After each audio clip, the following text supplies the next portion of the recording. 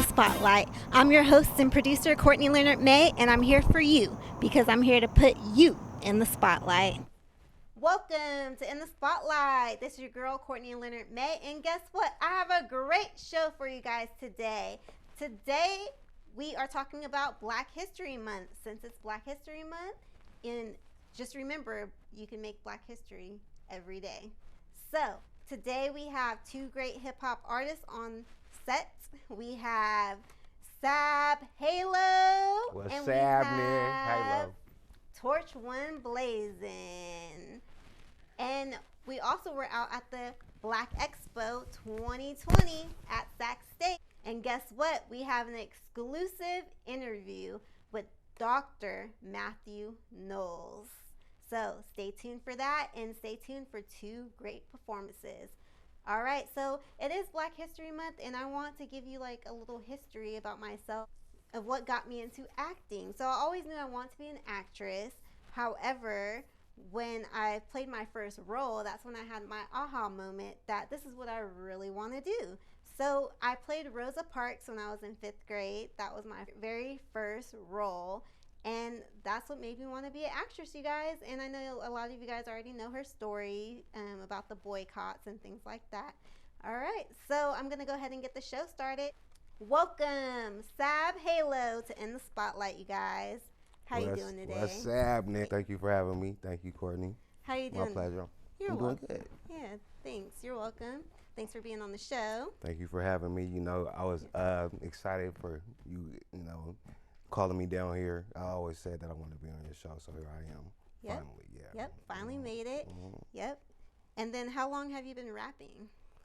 Well, I mean, rap in general, I think is just part of our culture. We all grew up on rap.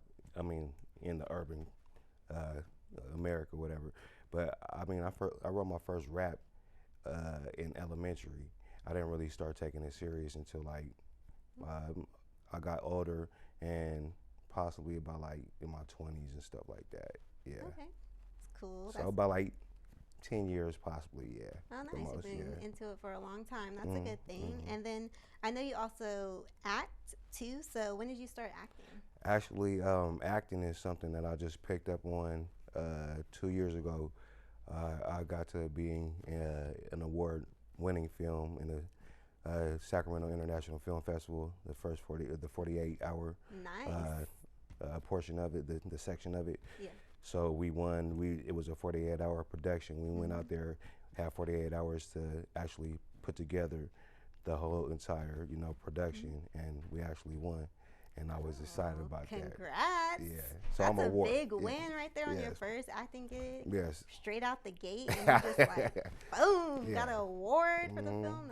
That's awesome. I appreciate it. Because that's a blessing for the whole team. Because, it takes a lot to make a movie and make a film. Yes. And, especially in 48 hours, I've done that festival, and it's quick. Yes. I mean, to me, it reminds me of the camaraderie. You got to, you got your coach, which is the director or the writer. Yep. Then you got, the quarterback who might be the director or a writer. Yeah. Then you got your stars. I mean, everybody's stars really, it's just about everybody putting the effort to make something come together and make it work. And that's what I like. I enjoy it. Yes, that's a good thing. So what's your rap style? I don't really think I really would place it in a rap style. I would call it possibly a genre. Okay. I would call it like ghetto gospel, or me personally, you're gonna hear it for the first time from me, Thug Farian, Thug Farai. I mean, in relation to like Rastafarians, I mean, I feel like hip hop can be a tool for advancing us educationally, spiritually, and all in other types of levels that people might not even think to address. Yeah, it's a really good outlet to like put your voice out there. Definitely. So who was your favorite rap artist growing up? Okay, so of course, Tupac and Shakur, he has to hold the title for me personally. He in my heart. In 1996, for Black American culture and history, I think it was devastating to us what happened to him as far as like his early life being taken from us. You never know who he could be right now. He could have been could have been the president by now. Yeah. You know, he was an activist, philanthropist, whatever. You know, he was just, you know, he was more than just a rapper or an actor. I think he had a light that was a pillar for the world. Yeah, he did. Yeah, he shed his light, and his light is still out there today, living. He's still living. Yeah, yeah, through us. His music is out here, and you know everyone's still listening to it today. Yeah, so yeah, he made an impact on the world. He did. Made an impact on me, Machiavelli. Yeah. Yeah. And where do you see yourself in your career in the next 2 years? Well, I see myself, you know, on somebody's movie, in somebody's, you know, TV series, music taking off more than what it's been. I mean, with the music, it's just a different beast, or excuse me, it's a different machine, you know. So, and then with the acting, you know, it's also a different machine too. But I want to play both of the fields. As far as like with my career, I see myself taking off in either one soon. Yeah, you know, definitely gonna happen. Yeah, I plan on getting another award in acting, definitely. Yes, definitely. That's a plus.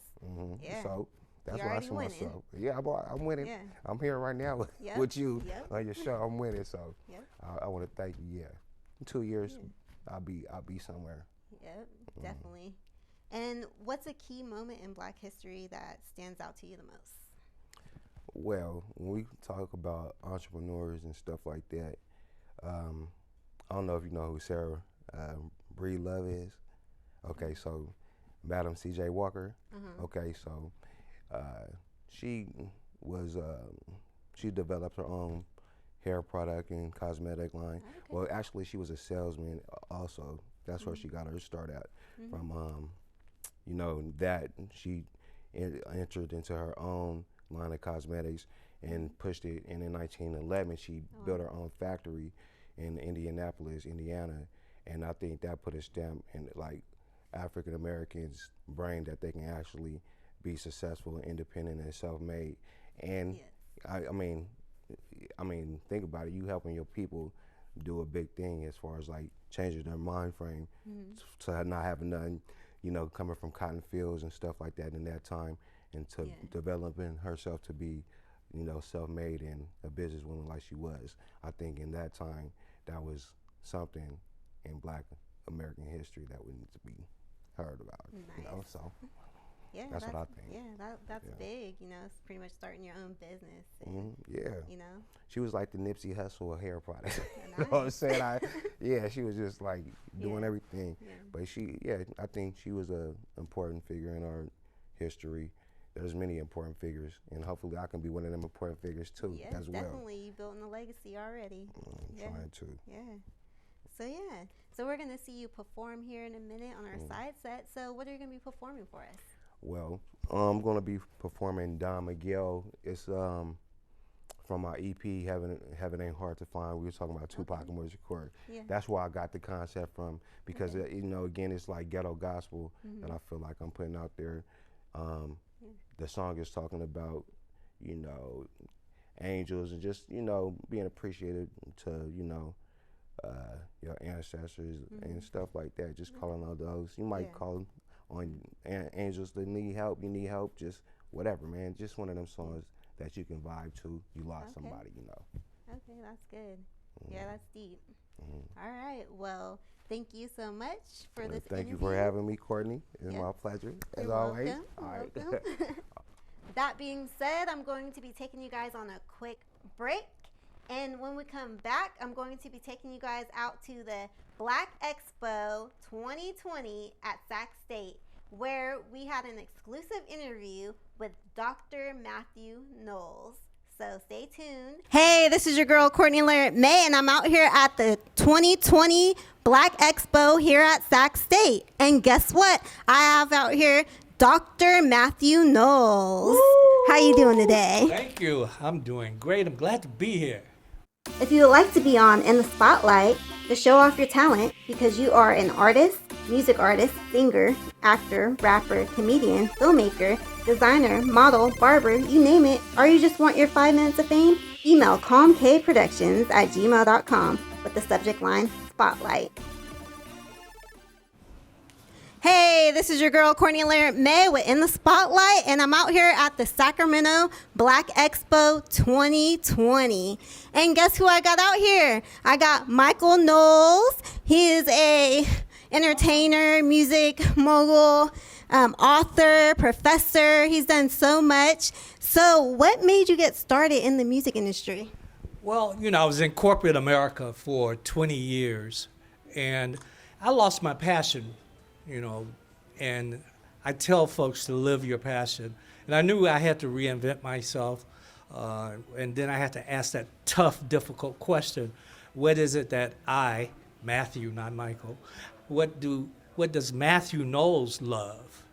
And it was music. I grew up in music. As a kid, I was a DJ for my parents every Sunday. And at the same time, ironically, Beyonce and these little girls had lost on Star Search, which is like American Idol today. And I asked the head of it, what does a parent do? And he said, go back and change the organization. So both of these things happened. These were defining moments in both our lives. But that's how I got into the music industry. Folks think that I got into the music industry because of Beyonce. Certainly it was a indirect effect because of her. Most people don't realize the first artist that I got a record deal was not Destiny's Child. It was a rapper in Houston named Lil O. But then people don't do the history either. That was a smart, aleck remark I just made that wasn't funny, but anyway. That's okay. I mean, you can always go after your passion. When you were a child, what was the first thing you ever wanted to be? I always wanted to be a businessman. I used to dream about being a businessman.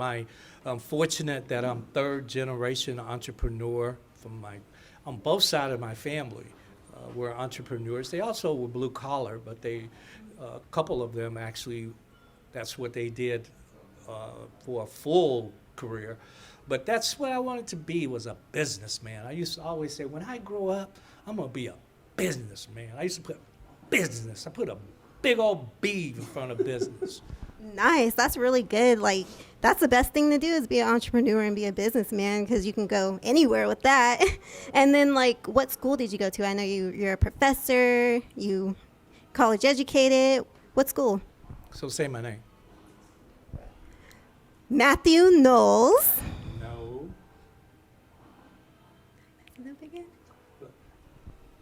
So I have multiple names, multiple hats that I wear.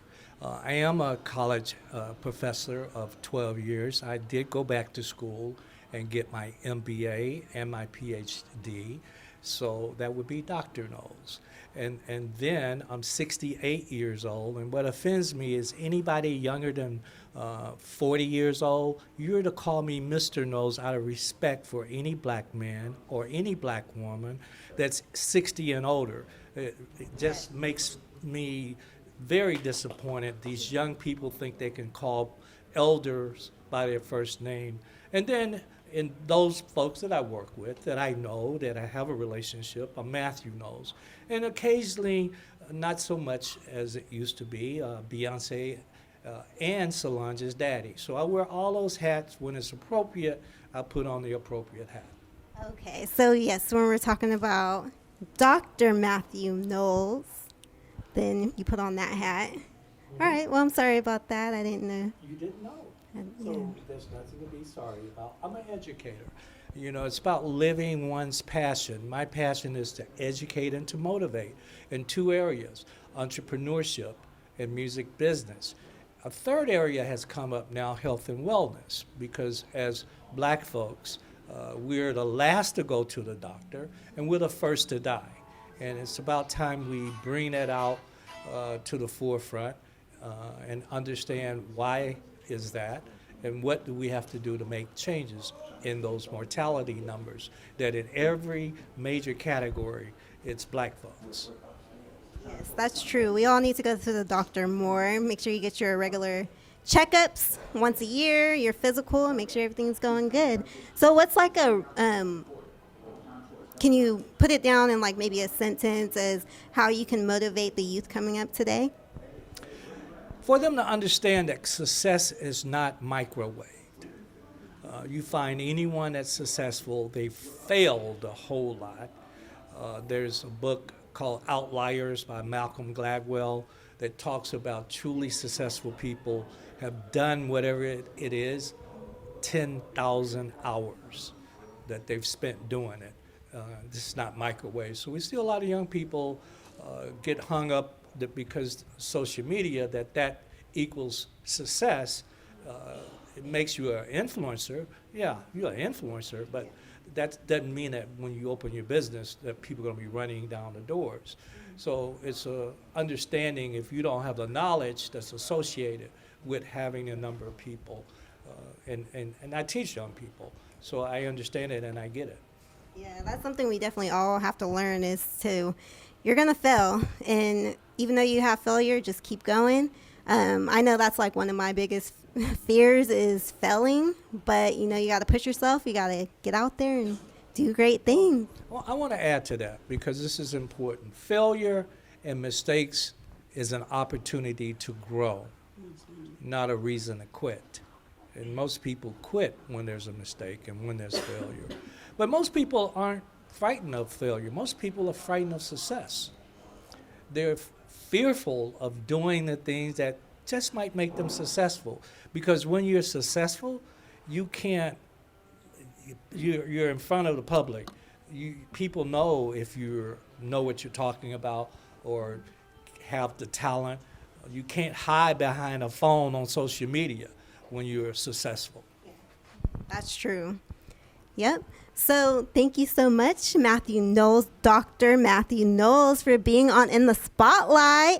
And can you shout out to your books that you have out here? Well, what I would like to do, ask you to go to MathewKnowles.com, and that's spelled with one T, MathewKnowles.com. You can find everything you need to find out about me, books, public speaking opportunities, and etc. Yep. Make sure you go out and get his books, Dr. Mathew Knowles. All right, you guys, this is Courtney Larrett May with In the Spotlight, and I just put Dr. Mathew Knowles in the spotlight, you guys. See you guys later. Bye.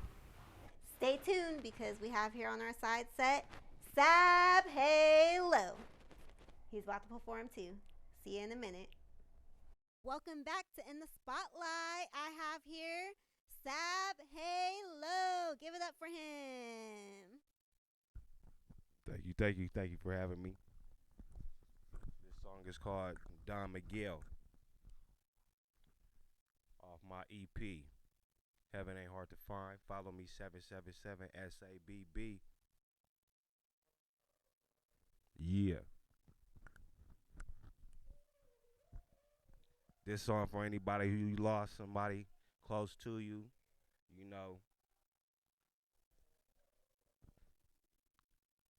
This is for them. Yeah. What's happening? It's your boy Sabb Halo.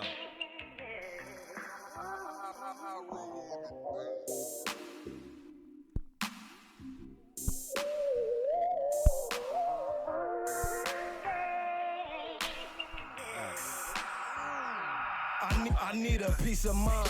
Evergreens with the pines and little family time. Slide Park, 80 sliding, them was good times. I'm trying hard not to cry, still teary eyes. I know you watching from the sky, bring good vibes. Good luck plus pride, need to stay alive. All the reasons I must try, keep hope alive. I believe in perfect time, keep a solid mind. Stand bold as a lion, a rebel I am. Lead a track wet, straight G like Poseidon. Devil's upset, cause the sun stays shining. I can go diamond, MC straight grinding. Ropes of gold on my neck, I'm a good rhymer. Climbed the whole mountain, never giving up, dying. A motor rider, angel wings, thugs be the flyers. We strong's prayers too, present is reclining. My angels I sing to you. Angel, you feel me? My angels I sing to you. Alright. My angels I sing to you. Come on, y'all. This is for y'all, man. All your loved ones. Just call out to them, man. Your angels. Skies look bright, Don Miguel, Iron Rod tribe. Push, crack, watch, right, Mike, praise, thug life. Thinking of my ancestors, know that they pay with life. This is my prerogative, king of the afterlife. Not 7 foot, still lucky I rolled a dice. Laugh at your past, new chapter to celebrate. Gritty ass world, I don't need to participate. Cops ask questions, I don't need to cooperate. This world breed liars, rats, pigs, and hella snakes. Talk to my angels, cause I know that the devils hate. Land of milk and honey, McCallie, that Golden State. Proof is in the pudding here, God don't make mistakes. It's your boy, man, Sabb Halo. Check it like they typical, man. Yeah, your boy Sabb Halo.